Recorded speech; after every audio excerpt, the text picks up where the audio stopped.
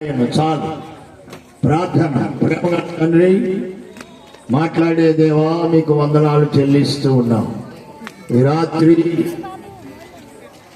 రత్నాల చెరువులో semi Christmas celebration జరుపుకోవడానికి మార్గాన్ని తెరిచాం. ఈ రాత్రి ఇంతవరకు జరిగినటువంటి కార్యక్రమములన్నింటిని బట్టి స్తుతిస్తూ ఉన్నాం. ప్రార్థనలను బట్టి, పాటలను బట్టి, నృత్య గీతములను బట్టి, చిన్నపిల్లలు ఆడిన డ్యాన్సులను బట్టి మీ సన్నిధిలో స్తుతిస్తూ ఉన్నాం. ఈ రాత్రి నీ వాక్యమును ప్రభువా ప్రకటించుటకు మా ఎడల మీరు చూపినటువంటి కృపను బట్టి స్తుతిస్తూ ఉన్నాం.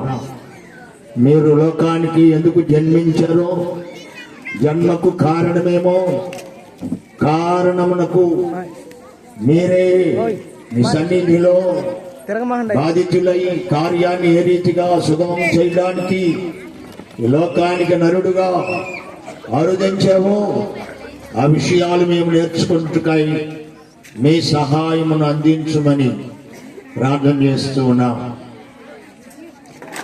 రాత్రి నాతో మాతో మీరు మాట్లాడండి. మీ మాటలు మా హృదయాలలో నిలిచి ఫలించుటకు సహాయము చేయండి. వెనుక మాట్లాడనై ఉన్న మీ దాసులను కూడా బలపరిచి రాత్రి మాతో మాట్లాడమని ఈ ప్రజలకు దీవెన కలుగునని ప్రకటిస్తూ ఉన్నాం. సహాయం చేయండి. సంఘాన్ని దీవించండి. కూడిన బిడ్డలందరినీ బలపరిచి ఆశీర్వదించండి.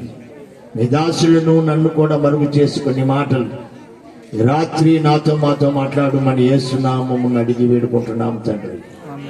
ఆమేన్. దేవుని బిడ్డలారా, ఒక ప్రత్యేకమైనటువంటి సంగతి మనము తెలుసుకోవాల్సి ఉన్నది. అదేమిటంటే ప్రభువైన యేసుక్రీస్తు వారు ఈ లోకానికి ఎందుకు వచ్చారు, ఆయన వచ్చినందువలన ప్రయోజనం ఏమిటి, ఎలా వచ్చారు, దేనికోసం వచ్చారు, ఏం చేయడానికి వచ్చారు, ఎవరిని ఉద్ధరించడానికి వచ్చారు అనే విషయాలు తెలుసుకొనుట క్రైస్తవ లోకానికి లేక ప్రపంచానికి అవసరమై ఉన్నది.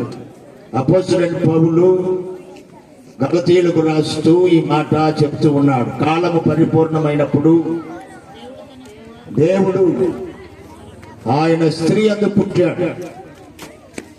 కాలము పరిపూర్ణమైనప్పుడు అనగా కాలము తగిన కాలమందు ఆసన్నమైనప్పుడు. ఈ మాట మొదటి రాకడకు సంబంధించినది. ప్రభువైన యేసుక్రీస్తు వారు నేటికి 2024 సంవత్సరాల క్రితం దేవుడి ఉండి మానవుడిగా ఈ లోకములోనికి జన్మించారు. ఎందుకు జన్మించారో, ఎలా జన్మించారో, ఏం చేయటానికి వచ్చారో ఈ మాటలు అపోస్తలుడైన పౌలు గలతీయులకు రాసినటువంటి సంఘానికి రాసిన లేఖలో ఆ ఉత్తరములో ఈ సంగతులు తెలియజేస్తూ ఉన్నాడు. కాలము పరిపూర్ణమైనప్పుడు దేవుడు స్త్రీ యందు మానవుడుగా అవతరించాడు అని చెప్తాడు. కాలం దేనికి పరిపూర్ణమైందంటే ప్రభువైన యేసుక్రీస్తు వారు తన ప్రజలను వారి పాపముల నుండి ఆయనే రక్షించును గనుక ఆయనకు యేసు అని పేరు పెడతారని యేసు పుట్టక ముందే 2024 సంవత్సరాల క్రితం మొట్టమొదటి రాకడలో కన్యమరియ గర్భమునందు ఆయన జన్మింపవలసి ఉండేనని కృత నిబంధన రాయక మునిపే, యేసు లోకానికి పుట్టక మునిపే దేవుడు గ్రంథాలలో ప్రభువైన యేసు ఈ లోకానికి అరుదించుతాడు, దేవుడై ఉండి మానవుడిగా పుడతాడు. ఆ పుట్టడానికి గల కారణాలు ప్రవక్తల ద్వారా దేవుడు మన పితరులతో మాట్లాడాడు. ఆది నుండి దేవుడు మానవుడై లోకాన్ని ఉద్ధరిస్తాడని, లోకజనుల పాపాలను పరిహరిస్తాడని ఆయనను గూర్చి వ్రాయబడినటువంటి ప్రవచనములన్నీ నెరవేర్పు వరకు కూడా ఆయన ఆగవలసి వచ్చింది. కాలము పరిపూర్ణమైన సంగతి ఇక్కడ తెలియజేయడానికి కారణం ఏమిటంటే, మొట్టమొదట కన్యగల గర్భములో ప్రభు జన్మించడానికి ముందు ప్రభువైన యేసుక్రీస్తుని ఈ లోకములో పుట్టకుండా చేయడానికి సాతానుడు అనేకమైన అడ్డంకులు పెట్టాడు. చాలా చాలా అడ్డంకులు పెట్టాడు బైబిల్లో.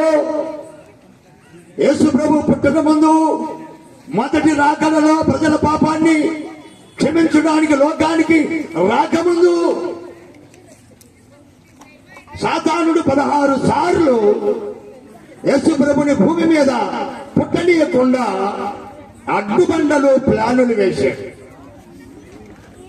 ఆ ప్లానులన్నీ కూడా ప్రభుని యేసుక్రీస్తు వారు జన్మించుటకు ఉన్న అడ్డంకులన్నీ తొలగించాడు. అది కాలం పరిపూర్ణం. మొట్టమొదటి రాకడికి ఈ ప్రజలను రక్షించడానికి, మానవుడిగా అవతరించడానికి ముందు సాతానుడు పెట్టినటువంటి అడ్డుగోడలన్నిటినీ ఛేదించాడు. ఎన్నో అడ్డంకులు సాతానుడు పెట్టాడు. ఎందుకు పెట్టాడంటే, మొట్టమొదట ఆదిలో అపవాది అవాదాములను మోసగించి వారిని పాపములో పడవేసి దేవునికి దూరముగా చేయనట్లుగా వాడు ప్లాన్ వేసి దేవుని బిడ్డలైనటువంటి ఆదామవులను చెడగొట్టి ఏదేని తోటలో నుంచి వెళ్ళగొట్టడానికి కారకుడయ్యాడు. అప్పుడు దేవుడు వచ్చి అపవాదికి శాపం ఇచ్చాడు.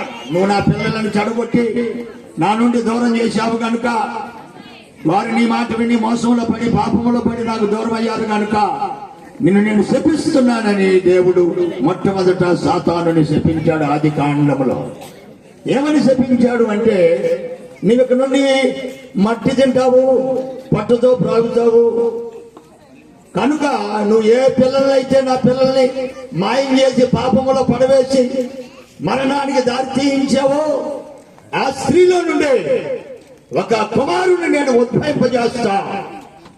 అది నిన్ను తల మీద పడుతుంది, నీవు దాని మెడమ మీద కాటేస్తావు అని ఆదిలో అపవాదికి దేవుడు శాపమిచ్చాడు. అప్పుడు అపవాదిలో గొప్ప ఆలోచన మొదలైంది.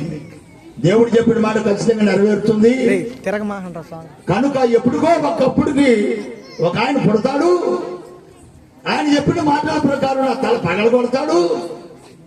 నా తల పగలగొడతాడు కాబట్టి ఆ పగలగొట్టేదేదో అడేడోడో వచ్చి పుట్టి నా తల పగలగొట్టించుకునే కంటే అసలు వాడిని రాణి కూడా చేస్తే నా తల వాడు పగలగొట్టాడు కదా అని వాడు ప్లాన్ వేసి బైబిల్లో 16 సార్లు యేసు ప్రభువుని భూమి మీద పుట్టనీయకుండా చేయడానికి అడ్డంకులు పెట్టాడు.